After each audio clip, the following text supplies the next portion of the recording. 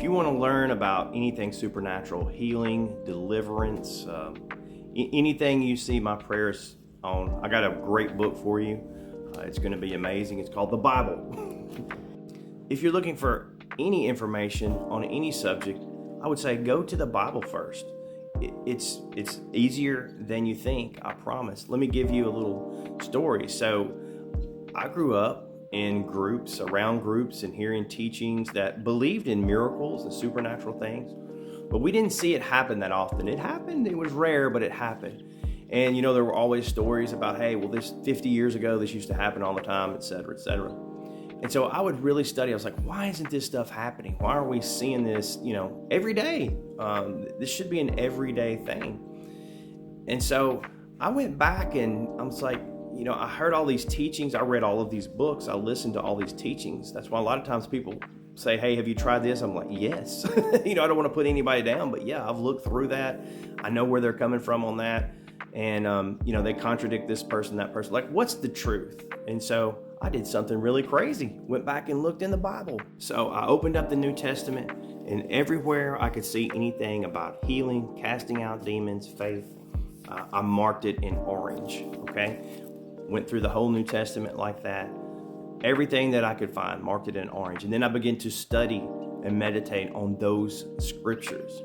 And that's the theology of my prayer, and the things that I do is backed in scripture. Now, I can tell you, I've seen a lot of teachings. I read a lot of books and seen a lot of doctrines from all kinds of people. And I have yet to find one that is 100% what I see in the scriptures. They just don't exist. They'll give you all kinds of excuses why. But a lot of those are based on the teachings of men. And so they make things complicated. They put a cap on how much of God's power is released, so to speak. Now, they're not going to tell you that, of course, but that's what happens. That's the result of these teachings of men. They always box off and cap what God can do. He always does much more than what we could possibly think. So I encourage you, if you want to know anything about a subject or something like that, go back to the Bible. Go back to the New Testament. We're New Testament believers, so start there. If you want to learn about supernatural things, about how and why prayer works, look at Colossians, Ephesians. That'll give you the answers about why it works.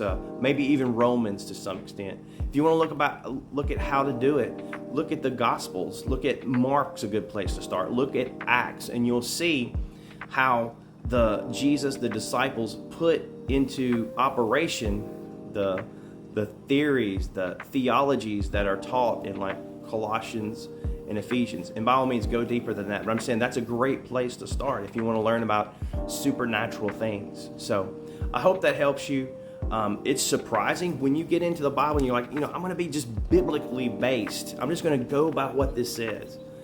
It is radically different than what any group will teach you. And a lot of people won't like it. But that's what happened with Jesus too. So God bless you.